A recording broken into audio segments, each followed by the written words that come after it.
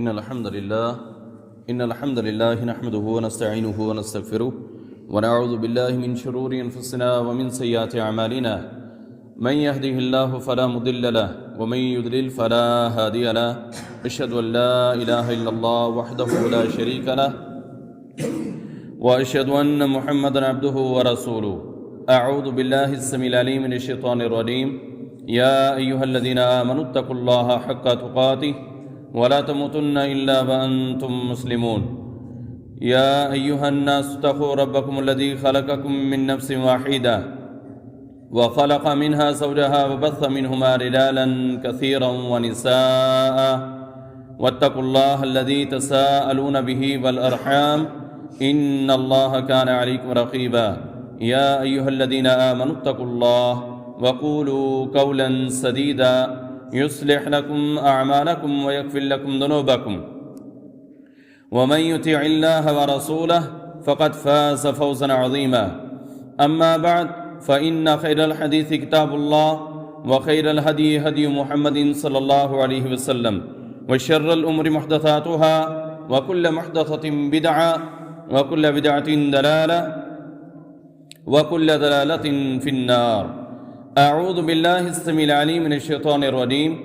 قال الله تبارك وتعالى في القرآن المجيد والفرقان الحميد وما أمروا إلا ليعبدوا الله مخلصين له الدين. وقال تعالى ومن يؤمن بالله ويعمل صالحا يدخله جنات تجري من تحتها الأنهار.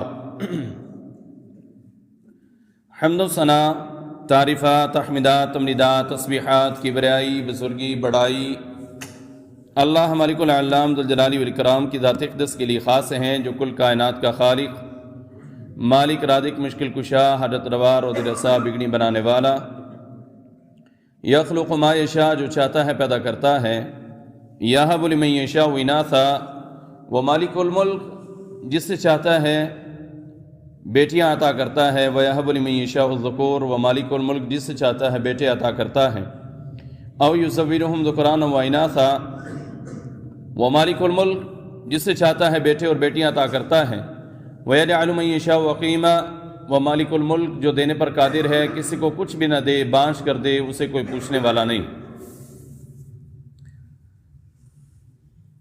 بے شمار درود و سلام امام الانبیاء، امام رسول، خاتم الانبیاء، خاتم رسول، امام القبلتین، سید الثقلین، جد الحسنین، امام الہدا، خیر الورا، بدر الدجا، شمس الضحیٰ، آپ کے اور میرے رہبر، رہنما، پیشوا، مقتدا جناب محمد رسول اللہ صلی اللہ علیہ وآلہ وصحبہ وسلم کے لیے.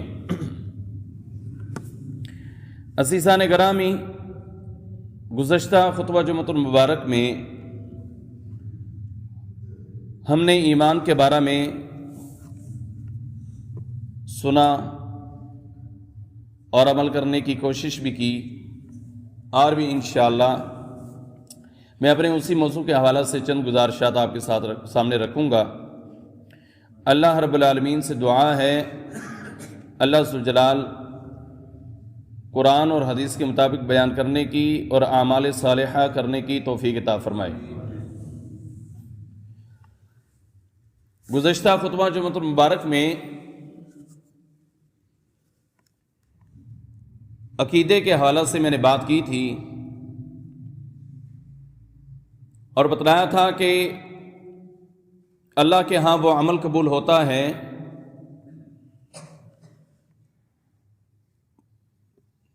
جس عمل کے کرنے سے پہلے توحید شامل ہو، ایمان شامل ہو، اللہ رب العالمین اس عمل کو قبول کرتا ہے. بغیر ایمان کے کوئی بھی عمل اللہ رب العالمین کے ہاں وہ قابل قبول نہیں ہے. اور اس سے پہلے بھی خطبات کے اندر آپ مسلسل سنتے آ رہے ہیں کہ میں نے یہ باتیں آپ کے سامنے رکھی کہ اعمال کو بگاڑ دینے والی چیزیں جن میں بدعات ہیں، رسومات ہیں،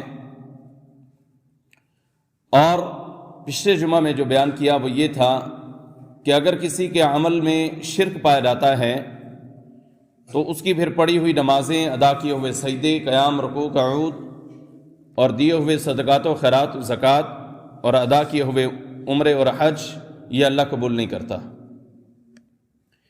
ایمان شرط اول ہے کسی بھی عمل کی قبولیت کے لیے۔ کسی بھی عمل کو اللہ اس وقت قبول کرے گا کہ جس عمل میں ایمان پایا جائے گا۔ بغیر ایمان کے، بغیر عقیدے کے، بغیر توحید کے اللہ رب العالمین کسی مشرک کا، کسی بھی قسم کا کوئی بھی عمل قبول نہیں کرتا۔ ایمان بہت اہم ہے، عقیدہ بہت اہم ہے، اسی بنیاد کے اوپر ہی ساری زندگی ہمیں گزارنی چاہیے۔ اللہ رب العالمین نے 1,24,000 لگ بھگ کم و بیش تقریباً انبیاء کو بھیجا ہے، اور وہ یہی ایک بات سمجھانے کے لیے آئے تھے، یہی کہنے کے لیے آئے تھے، اور ہر نبی کی بات کا تذکرہ وہ قرآن پاک میں اگر اللہ رب العالمین نے کیا ہے، یعنی ماٹو ٹوٹل کا اور چند ایک کا ذکر کیا، تو ان کی جو بات ہمارے سامنے آئی وہ یہی تھی کہ ما لکم من الہ غیرہ۔ جس نبی کا بھی ذکر اللہ رب العالمین نے قرآن پاک میں کیا ہے، اس نبی کا پیغام اپنی امت کے لیے، اپنی قوم کے لیے یہی تھا کہ اللہ کے علاوہ تمہارا کوئی الہ نہیں ہے۔ ما لکم من الہ غیرہ۔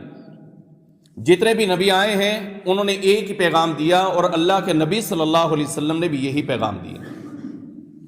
چند ایک مثالیں بھی میں نے آپ کے سامنے رکھی کہ عمل انسان کا بڑا ہو، ایمان سے خالی ہو، تو بھلے وہ ابو جہل اپنے ہاتھ سے حاجیوں کو ستو گھول کے کیوں نہ پلاتا ہو، اللہ قبول نہیں کرتا۔ لیکن اللہ قبول کر لیتا ہے کہ جس نے ایمان صرف وہ لے کر ابھی آیا ہو اور زندگی میں کوئی عمل نہ کیا ہو، اللہ کے نبی صلی اللہ علیہ وسلم کی زبان سے یہ گواہی دلوا دی گئی ہو کہ یہ بندہ فوت ہونے والا یہ جنت میں جائے گا، اس لیے کہ وہ ایمان لے کر آیا ہے۔ ایمان سب سے زیادہ ضروری ہے۔ ایمان اور یقین یہ انتہائی اہمیت کے حامل ہیں ہمارے کسی بھی عمل کے لیے، کسی بھی عمل کے لیے، یہ یاد رکھ لیں۔ وگرنہ پوری زندگی کی عبادات وہ قیامت والے دن اسی طرح ہوں گی جس طرح ایک خالی رجسٹر ہوتا ہے اور وہ خالی ہی رہ گیا، ہم نے درج کرنے کی کوشش کی لیکن جب قیامت کے دن وہ کھلا تو صاف کا صاف ہی تھا۔ تو اپنے رجسٹر پر اپنے اعمال اگر ہم درج کروانا چاہتے ہیں تو اس عمل سے پہلے ایمان لے کر آئیں، اس لیے کہ اللہ خود کہتا ہے وَمَن يُؤْمِن بِاللَّهِ وَيَعْمَلْ صَالِحًا يُدْخِلْهُ جَنَّاتٍ، کہ جو ایمان لے کر آئے گا اور عمل صالح کرے گا جنت میں وہ جائے گا۔ فرمایا کہ ہم اسے جنت میں داخل کریں گے جو ایمان لے کر آئے اور عمل صالح کرے۔ الحمدللہ اس پہ ہماری گفتگو ہوئی۔ آج دوسری بات کی طرف چلتے ہیں جو انتہائی اہم شرط ہے۔ ایمان عمل کے لیے جہاں ضروری ہے اسی جگہ پر عمل کی قبولیت کے لیے ایمان کے بعد اپنے عمل میں اخلاص کا ہونا بھی ضروری ہے۔ یہ بات ذہن نشین کر لیں۔ ایمان تو ہم لے آئے، مسلمان گھروں میں ہم پیدا ہوئے، ہمیں سکھایا گیا بچپن سے لا الہ الا اللہ محمد رسول اللہ صلی اللہ علیہ وسلم، ہمیں یہ سکھا دیا گیا کہ ہم ایک نبی صلی اللہ علیہ وسلم کے امتی ہیں، اور اللہ رب العالمین کے بارے میں ہمارا عقیدہ بنایا گیا کہ اللہ یکتا ہے، اس کے کاموں میں کوئی اس کا شریک نہیں، یہ ہمیں سکھا دیا گیا۔ ایمان تو الحمدللہ ہم لے آئے۔ آگے پھر ایمان کے بعد عمل ہے۔ عمل کے بارے میں کہا گیا نماز پڑھو، روزہ رکھو، زکوٰۃ دو، خیرات کرو، صدقات کرو، حج کرو، عمرہ کرو، جہاد کرو، یہ سارے کام کرو۔ ان کی تلقین ہمیں کی گئی۔ اللہ کے نبی صلی اللہ علیہ وسلم نے ہمیں سمجھایا دن میں 5 نمازیں ہیں، صبح سے لے کر رات تک، ایک دن میں 5 نمازیں ہیں، سال میں 1 مرتبہ 1 مہینے کے روزے ہیں، زندگی میں 1 مرتبہ پیسہ آ جائے تو تمہارے اوپر حج ہے، پیسہ آپ کے پاس وافر ہے تو عمرے آپ کرتے رہیں۔ آپ کے لیے جب ضرورت پڑ جائے کہ مسلمان کمزور ہیں آپ کو بلا رہے تو آپ جہاد کے اوپر جائیں۔ یہ ساری باتیں اللہ کے نبی صلی اللہ علیہ وسلم نے کی ہیں۔ اب ان باتوں میں ایک چیز بہت اہم ہے اور وہ اخلاص ہے۔ وہ اخلاص ہے۔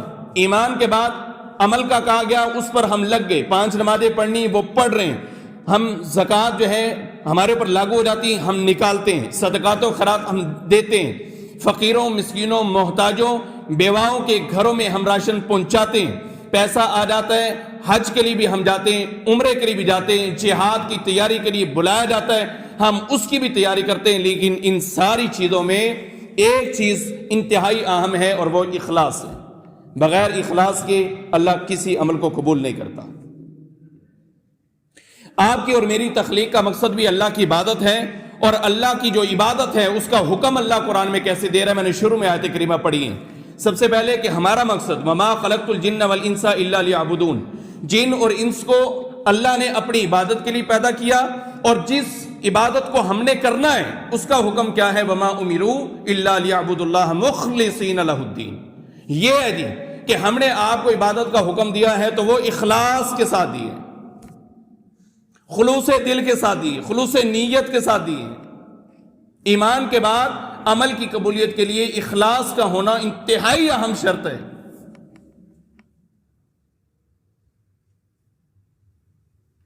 اور میرا خیال ہے اگر میں زیادہ کوئی مبالغہ بھی نہیں کر رہا، ہمارے معاشرے میں جس طرح ہمارا معاشرہ ہے، آگے آنے والا معاشرہ ہے، یا چند ایک سال پیچھے بھی آپ جو ہے وہ چلے جائیں، تو اخلاص کے معاملے میں مجھے یہ سمجھ میں آتا ہے کہ کہیں یہ نہ ہو کہ یہ ایمان لے کر آنے والا، کلمہ لا الہ الا اللہ پڑھنے والا، 5 نمازوں میں شریک ہونے والا، حج کے لیے پیسہ اکٹھا کر کے جانے والا، عمرے کی ادائیگی کے لیے جانے والا، اپنے مال سے زکوٰۃ دینے والا، اپنے مال سے صدقات اور خیرات بیواؤں، مسکینوں، فقیروں، محتاجوں کے گھروں میں راشن پہنچانے والا، یہ نہ ہو کہ کہیں پھنس جائے۔ اور مجھے یہ نظر آتا ہے کہ 80% لوگ جو ہیں وہ اس بات کا شکار ہیں کہ عمل تو وہ کر رہے ہیں لیکن اخلاص سے خالی ہو رہے ہیں، اخلاص سے خالی۔ اخلاص عمل میں انتہائی اہم ہے، بغیر اخلاص کے اللہ کسی عمل کو قبول نہیں کرے گا۔ اخلاص ضروری ہے، اللہ کی رضا ضروری ہے، للہیت ضروری ہے، خشیت الہی ضروری ہے، اللہ کی رضا ضروری ہے۔ عمل میں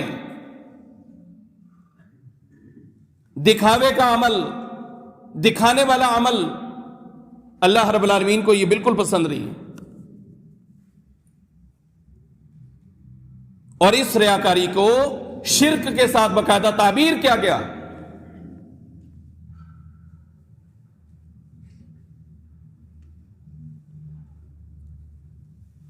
جس شرک سے بچنے کا ہم دھڑلے سے اعلان کرتے ہیں کہ ہم جیسا مواحد دنیا میں نہیں ہے، ہم بڑے مواحد ہیں، مواحد گھروں میں پیدا ہوئے، مواحد ہیں، بچے بھی مواحد، بڑے بھی مواحد، عورتیں بھی مواحد، مرد بھی مواحد، بوڑھے بھی مواحد، سارے مواحد ہمارا دعویٰ ہے۔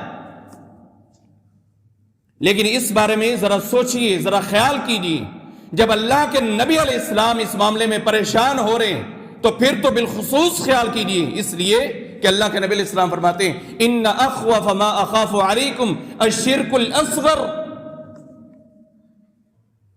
قلنا یا رسول اللہ صلی اللہ علیہ وسلم وما الشرک الاصغر قال الریا۔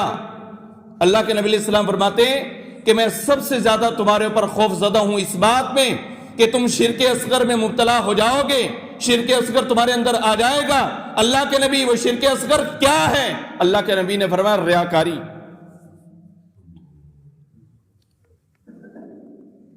دکھاوے کا عمل اللہ قبول نہیں کرتا۔ اللہ کے نبی فرماتے ہیں میں پریشان ہوں، خوف زدہ ہوں کہ تم اس میں آ جاؤ گے۔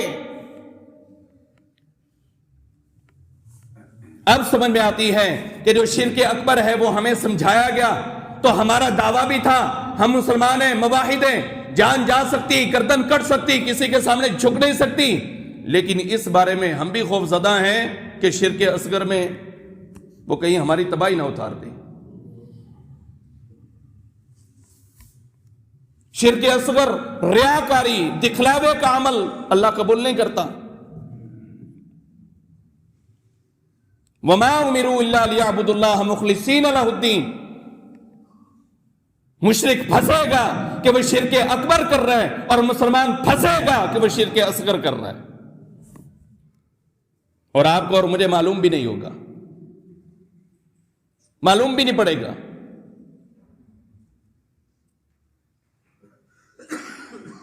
ہم نماز پڑھتے ہیں، کوئی ہمیں جب دیکھ رہا ہوتا ہے ہم تھوڑی سی اور زیادہ اچھی کر کے پڑھتے ہیں کہ کوئی ہمیں دیکھ رہا ہے، کوئی باز کر رہا ہے۔ ہم صدقہ دے رہے ہیں، دیکھ کے دے رہے ہیں، دکھا کے دے رہے ہیں۔ دکھا کے دینا بھی کوئی گناہ نہیں ہے، قرآن میں ذکر ہے، ان تبدوا الصدقات فنعما ہی وان تخفوها وتؤتوها الفقراء فهو خیر لکم۔ لیکن جو ظاہر دینا ہے اس میں بھی اخلاص ہونا چاہیے۔ اگر آپ ظاہری دے رہے ہیں، یہاں میں چندے کا اعلان کرتا ہوں، کوئی اٹھ کے آ جاتا ہے، اس کا مقصد یہ نہیں کہ میں صرف دکھانے کے لیے آؤں، جاہری بھی جا سکتا ہے، لیکن آپ چھپا کر دیں، اس طرح سے دیں کہ دائیں ہاتھ نے دیا، دائیں ہاتھ نے گنا، دائیں ہاتھ نے جیب میں ہاتھ کو ڈالا، اور پھر کیا ہوا، اس نے نکال کر دیا، اس طرح سے دیا، بائیں ہاتھ کو پتہ نہیں چلا۔ اللہ کے نبی فرماتے ہیں کہ اس بندے کے لیے بڑی بشارت ہے۔ دائیں ہاتھ نے دیا، بائیں ہاتھ کو پتہ نہیں چلا، دے دیا، اس بندے کے لیے بشارت ہے۔ اللہ کے نبی کیا بشارت ہے؟ سبعۃ یذلھم اللہ فی ظلہ یوم لا ظل الا ظلہ۔ 7 لوگ ایسے ہیں قیامت کے دن آئیں گے کہ اللہ کے سائے، جو عرش کا سایہ ہے، اس سائے کے علاوہ کوئی اور سایہ نہیں ہونے والا۔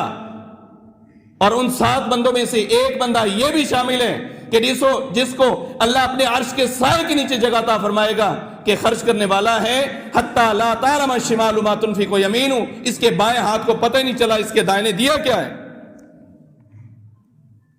اتنا بڑا انعام کیا تھا؟ چھپا کے دیا، کوئی دیکھے نہ، کسی کو نظر نہ آئے، اخلاص تھا، خلوص تھا، للہیت تھی، خشیت الہی اس کے دل میں تھا کہ اللہ تیری رضا کے لیے میں دے رہا ہوں۔ اللہ اس طرح کے صدقات کو قبول فرماتا ہے۔ صحابہ اکرام بڑے بڑے صدقات لے کر آ رہے ہیں، جہاد کے لیے مال اکٹھا ہو رہا ہے، اور ایک صحابی جو یہودی کے باغ کو پانی لگا کے اور تھوڑے سے دانے لا کر اللہ کے نبی صلی اللہ علیہ وسلم کے ہاتھ میں تھماتا ہے، اور آپ علیہ السلام اس کے دانوں کو پکڑ کے پوری اس جگہ کے اوپر بکھیر دیتے جہاں پر باقی صحابہ مال لے کر آئے تھے۔ مطلب یہ تھا سمجھانے کا کہ انہوں نے اتنا دیا ہے، اللہ کے بندے تو نے اتنا دیا، یہ اتنا نہیں ہے، یہ سارا اس کے برابر ہے۔ وہ اخلاص سے لے کر آئے۔ اپنے عمل کے اندر میرے بھائیوں ہمیں اخلاص کو پیدا کرنا ہے، خلوص کو پیدا کرنا ہے، للہیت کو پیدا کرنا ہے، خشیت الہی کو پیدا کرنا ہے، اللہ کے ڈر کو پیدا کرنا ہے، اللہ کی رضا کے لیے عمل کریں۔ جو بھی آپ کرنا چاہتے ہیں، کسی کے گھر میں راشن پہنچائیں، رات کے اس پہر میں پہنچائیں کہ آپ کو دیکھنے والی اللہ کی صرف آنکھ ہو، کسی اور کی نہ ہو۔ اللہ تیری زندگی نہ بدل دے تو پھر کیا نہ، اس طرح کا عمل کر کے دیکھیں۔ اللہ زندگی نہ بدل دے تو پھر کیا نہ، خاموشی کے ساتھ عمل کریں، رات کی تنہائیوں میں اٹھ کے اللہ کے سامنے گڑ گڑائیں، اللہ کے سامنے روئیں۔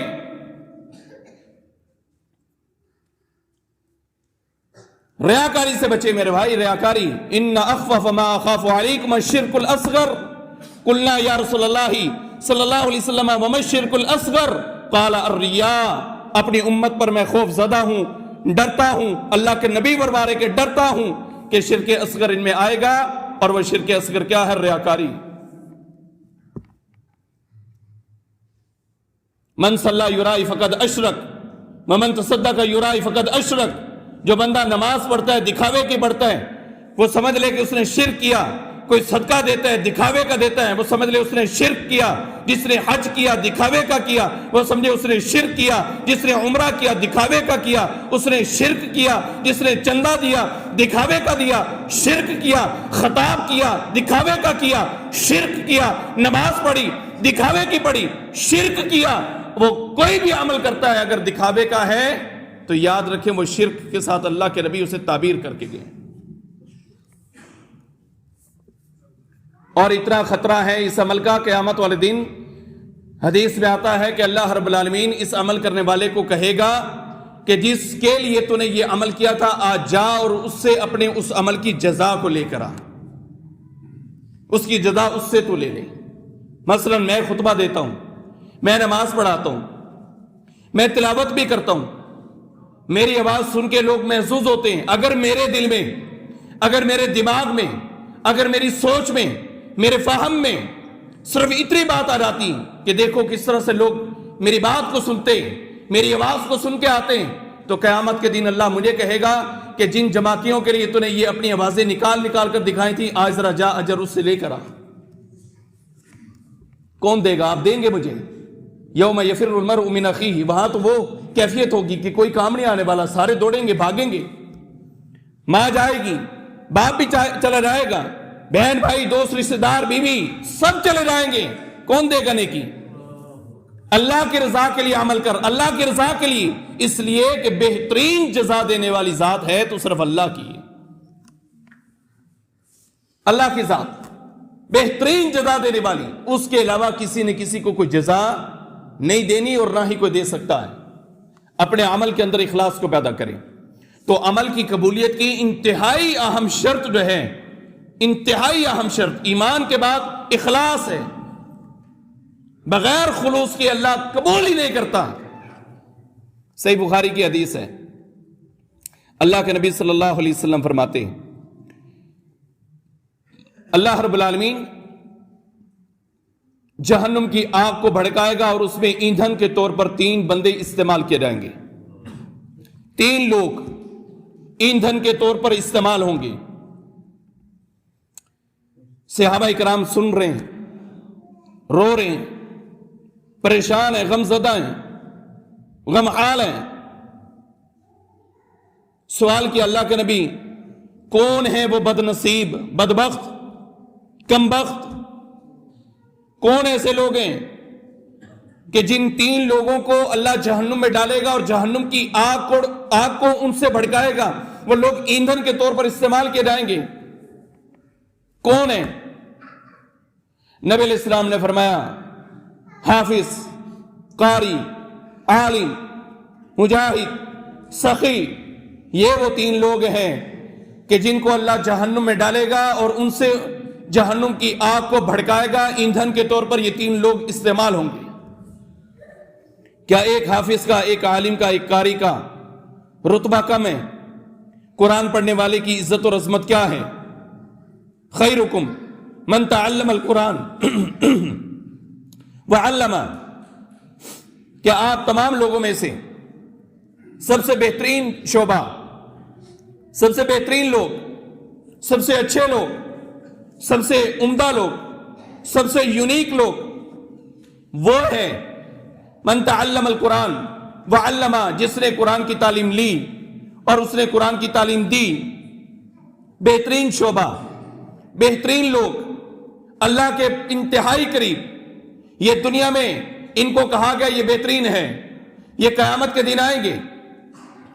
اللہ کیا کہے گا؟ اقرا ورتقِ ورتل کما کنت ترتل فإن منزلتک آخر آیہ من سورۃ القرآن،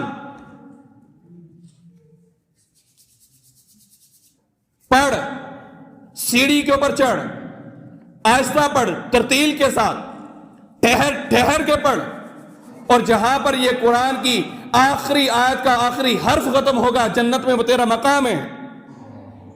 بہترین شعبہ، ماں باپ کو اللہ اس حافظ کے، عالم کے، قاری کے ماں باپ کو اللہ سونے کا تاج خود پہنائے گا، سونے کا حلہ خود پہنائے گا، اس کے اتنے انعامات ہوں، لیکن ایک طرف اللہ کے نبی علیہ السلام یہ کہہ رہے ہوں کہ جہنم کی آگ جو بھڑکائی جائے گی اس میں پہلا بندہ ایک حافظ، عالم، قاری ہے۔ سبب کیا ہے؟ وجہ کیا ہے؟ اس کا عمل بہت بڑا ہے، اس کا طریقہ کار بہت اچھا تھا، اس نے تعلیم تو بڑی اچھی لی، اس نے تعلیم تو بڑی اچھی دی، لیکن یہ بندہ اخلاص سے خالی ہو گیا۔ اسی ممبر کے اوپر میں کئی مرتبہ یہ بات کہہ چکا ہوں کہ ہماری جہنم آپ کی زبانوں کے اندر ہے۔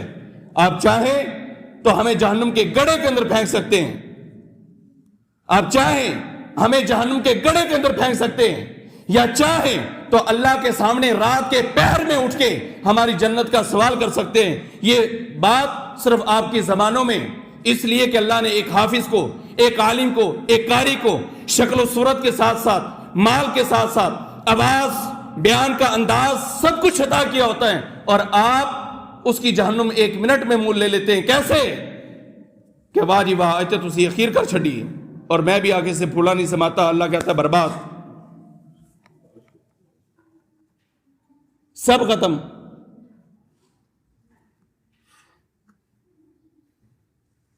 سارا کچھ ختم. حالانکہ اپنی تعریف کے اوپر یہ جملے کہے جاتے، آگے سے کہتے بھی ہیں اللہم لا تؤاخذنی بما یقولون، اللہ مؤاخذہ نہ کرنا. ہم نے نہیں ان کو کہا کہ تعریف کرتے رہیں، ہم نے نہیں کہا یہ ہمارے گن گاتے رہیں، ہم نے نہیں کہا کہ یہ ہمارے گیت گاتے رہیں. اللہ ہم نے یہ نہیں کہا کہ یہ تعریفوں کے پل باندھتے رہیں، یہ بات ہم نے نہیں کہی. لیکن انسان ہے، اس کے دل میں پھر بھی آ سکتی ہے.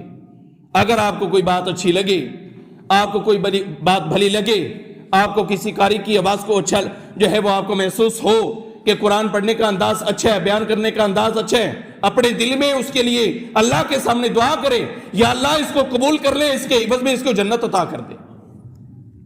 منہ کے اوپر تعریف کرنے کی بجائے اپنے دل کے اندر اگر جو آپ دعا کریں گے اس سے بھلا ہو جائے گا. لیکن منہ کے اوپر جھوٹی تعریف کرنے سے انسان تباہ و برباد ہو سکتا ہے. اور یہی ایک سبب ہوگا، یہی سبب ہوگا کہ اللہ کے نبی علیہ السلام فرماتے ہیں سب سے پہلے حافظ قاری عالم کو جہنم کی آگ میں ڈالا جائے گا، جہنم میں ڈالا جائے گا اور اس کے ذریعے سے آگ بھڑکائی جائے گی. مجاہد ہے، جہاد کرنے والا ہے، کیا پلے رہ جاتا ہے کہ اس نے دنیا کے رنگینیوں کو، دنیا کی مزاجوں کو، دنیا کی آسائشوں کو، دنیا کے آرام کو، دنیا کے مال و متاع کو، کوٹھیوں کو، بنگلوں کو، ہر ایک چیز کی لگژری قسم کی گاڑیوں کو چھوڑنے کے بعد وہ کیا کرتا ہے؟ وہ اپنی جان کو ہتھیلی پہ رکھ کے اللہ کے راستے میں کٹوا دیتا ہے. لیکن قیامت کا دن ہوگا، جہنم میں وہ اس مجاہد کو ڈال دیا جائے گا، اس لیے کہ اس کا عمل اخلاص سے خالی ہے، اخلاص سے خالی ہے.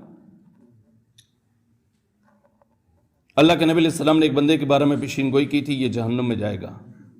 صحابی کہتے ہیں دوسرے کہ میں اس کے پیچھے گیا کہ یہ تو جہاد کے میدان میں لڑنے کے لیے جا رہا ہے، جبکہ جہنمی کیسے، میں اسے دیکھوں تو صحیح.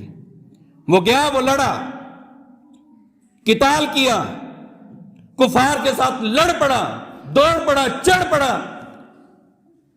مارو ماری کی، قتل کیے، گرائے، زخموں سے چورو چور ہو گیا، سانس نہیں نکل رہا تھا. آخر اپنی ہی تلوار سے اپنے آپ کو اس نے مارا اور خاتمہ کر لیا.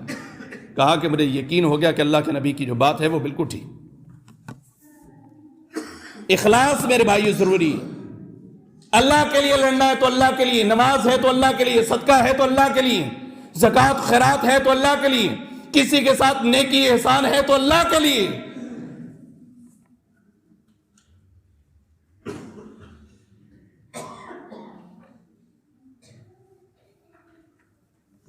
اور تیسرا سخی ہوگا، اپنے مال کو لٹاتا ہے، پیسہ اللہ اس کو دے رہا ہے اور وہ لگا رہا ہے، وہ گھر میں کم کھاتا ہے، لوگوں کو زیادہ دیتا ہے، لیکن قیامت کے دن آئے گا تو اسے بھی پکڑ کے جہنم کے اندر پھینکا جائے گا اور اس سے جہنم کی آگ کو بھڑکایا جائے گا.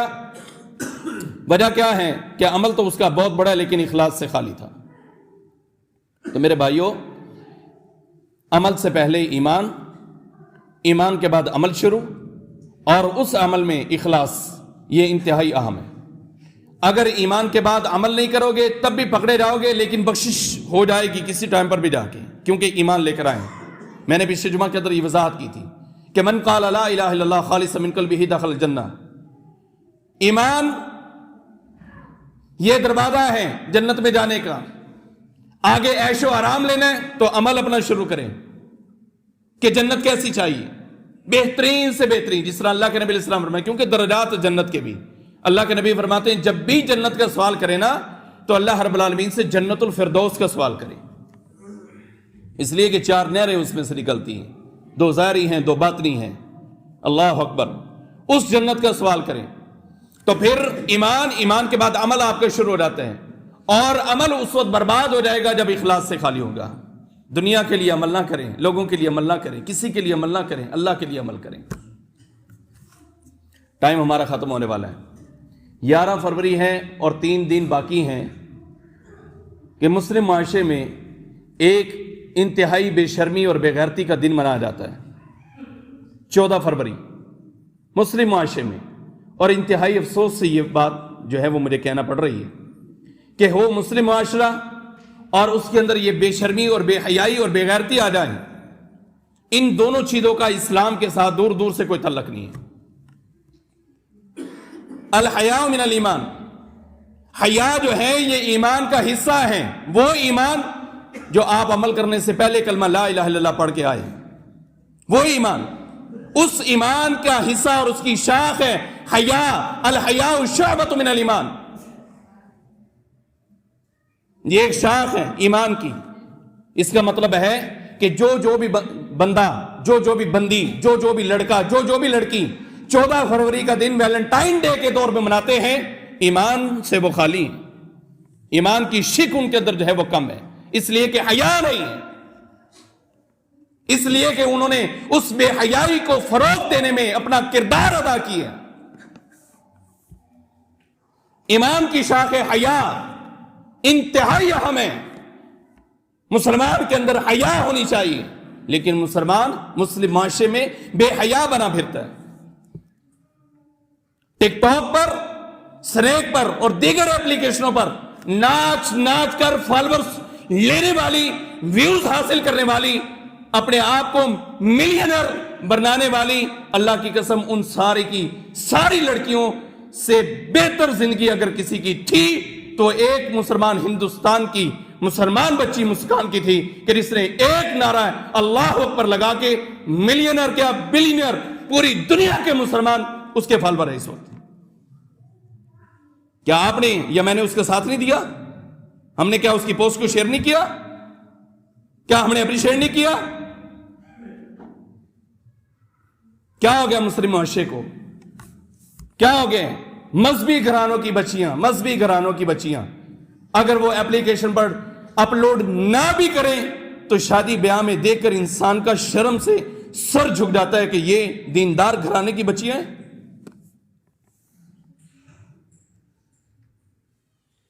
ابھی چند دن پہلے ہمارے دوست ہیں یہاں پر وہ آتے ہیں نماز پڑھنے کے لیے، انہوں نے مجھے بہت بڑا گلہ کیا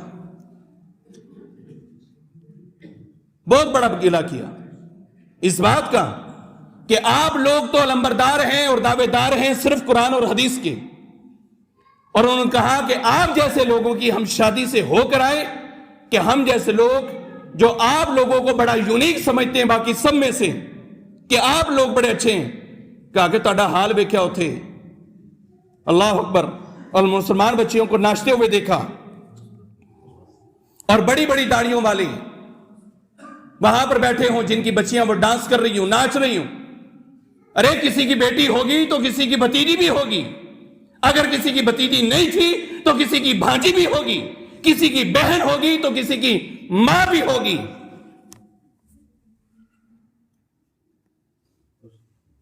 بہت بڑا ان کا اعتراض تھا اور میں نے کہا کہ بالکل آپ ٹھیک کہتے ہیں، ہمارے اندر کمیاں ہیں. ہم مسلم معاشرے میں اب یہ صورتحال ہے کہ ہماری شادیوں کو دیکھ کر یہ نہیں لگتا کہ آیا کہ یہ شادی مسلم گھرانے کی ہے یا ہندوستان کے رہنے والے ایک ہندو کے گھر کی ہے. کیا ہو گئے؟ اور بچیاں اپنا ٹیلنٹ دکھا رہی ہیں. میں کہنا نہیں چاہتا، لفظ کہنا نہیں چاہتا، میرے دماغ میں بڑے تھے، میں نے کہا نہیں اپنے چینل پہ کہوں گا، یہ ممبر رسول ہے، اس پہ کہنا نہیں چاہتا. جو وہ ٹیلنٹ دکھا رہی ہے نا، اسی ٹیلنٹ کو اللہ نے چھپانے کا حکم دیا، اور اس طرح سے چھپانے کا حکم دیا کہ تیرا باپ کہ جس کی وجہ سے تو اس دنیا میں تو نے سانس لیا ہے آگے، جس کی وجہ سے تو اس دنیا میں تو نے آنکھ کھولی ہے، جس کی وجہ سے تو اس دنیا میں تو نے جنم لیا ہے، تیری ماں کی وجہ سے، اس باپ کے سامنے بھی تیرا وہ ٹیلنٹ اللہ نے چھپانے کا حکم دیا تجھے.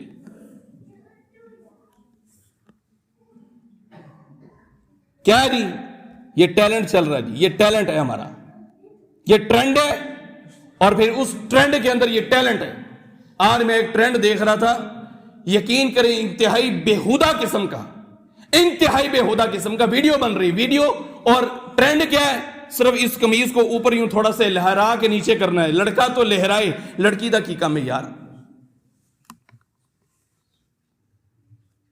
ایپلیکیشنوں سے تو کوئی بھی محفوظ نہیں نہ رہ سکتا, نہ آپ نہ ہم, کیونکہ جس ایپلیکیشن کو استعمال کرتے ہوئے بےغیرتی کر رہے ہیں, وہاں پر ہم جیسوں کو اپنی تلاوت, اپنا پیغام وہ بھی ریکارڈ کروانا پڑتا ہے, ورنہ ہم تو بہت پیچھے ہو جائیں گے. دیکھ کر حیرانی ہوتی. تو یہ جو 14 فروری کا دن جو ویلنٹائن ڈے کے مناسبت سے مسلمان بچے اور بچیاں مناتے, یہ انتہائی بے شرمی, بے حیائی, بے غیرتی کا دن ہے. اس دن کا اسلام کے ساتھ, مسلمانوں کے ساتھ کوئی تعلق نہیں, کیونکہ اللہ نے بھی تمہیں حیا کا حکم دیا ہے اور اللہ کے نبی علیہ السلام نے بھی آپ کو حیا کا حکم دیا. ہاں, اگر تم مسلمان نہیں رہنا چاہتا یا اللہ کے نبی علیہ السلام کے ساتھ اپنے تعلق کو نہیں جوڑنا چاہتا, تو پھر بھی ایک بات کہی, اذا لم تستحی فاصنع ما شئت, جب تو بے حیا ہو جاوے نا, پھر جو مرضی کر دا, پھر تیرا نبی کے ساتھ کوئی تعلق نہیں. کیونکہ نبی حیا والے تھے, وہ تو چلتے ہوئے بھی اپنی کمر کو یوں جھکایا کرتے تھے, یوں جھک کے چلا کرتے تھے. صحابہ کرام فرماتے ہیں یوں محسوس ہوتا کہ شاید ابھی رکوع میں چلے جائیں. ٹیلنٹ دکھایا جا رہا ہے. لڑکے باڈی بنا کے اپنے سینے باہر نکال رہے ہیں, اور لڑکیاں بھی آج کل جم جوائن کر کے وہ بھی اپنی باڈیاں باہر دکھا رہی ہیں. یہ ٹیلنٹ ہے, نعوذ باللہ من ذالک. تجھے تو حکم ہے کہ اپنے اوڑھنیاں اپنے اوپر ڈال کے رکھ, یدنین علیہن من جلابیبہن, تیرے جلباب کا حکم ہے. اور وہ بچی وہاں پر جلباب کے لیے لڑ رہی ہے, نعرہ تکبیر وہ لگا رہی. ہندوستان کی وہ بچی مسکان, مسلمانوں کی بچی مسکان, اپنے جلباب کے لیے, اپنے دوپٹے کے لیے, اپنے ماسک کے لیے, اپنے پردے کے لیے, اپنے برقعے کے لیے کہہ رہی اللہ اکبر. اور ادھر آزاد ملک ہے, خالص مسلمانوں کا ملک ہے, 97% یہاں پر مسلمان ہیں اور دیندار لوگ ہیں جن کا دعویٰ یہ تھا کہ ہم علیحدہ بھی اسی بنیاد کے اوپر ہوئے کہ لا الہ الا اللہ, اللہ تیری خالص عبادت کریں گے. یہ اوپن ہونے کے لیے پھر رہی ہے. یہ کہتی ہے کہ نہیں 14 فروری پر تو میری مخالفت کرے گا, تو دیکھیو 8 مارچ کے دن میں تجھے مارچ کر کے دکھاؤں گی, تجھے میں بتلاؤں گی. بڑا مولوی بنا پھرتا ہے نا, بڑا تو جناب ہمیں لبرلوں کو, ہمیں بےغیرتوں کو سبق دیتا پھرتا ہے, تجھے ہم وہاں پر دکھائیں گے. مسلمان بچی ننگی ہوتے ہوئے کوشش کر رہی ہے, پاکستان کی مسلمان بچی اور ہندوستان کی بچی تکبیر کا نعرہ لگا رہی کہ اللہ تو میری حفاظت کر لے. بھائیو سوچو, اپنے گھروں میں غور کرو. موبائل رکھو, ضرور رکھو, میں منع نہیں کرتا, ضرورت کی چیز ہے, لیکن اپنی اولاد کو فحاشی سے بچاؤ, ورنہ قیامت کے دن رسوا ہو جاؤ گی. اللہ رب العالمین سے دعا ہے, اللہ سبحانہ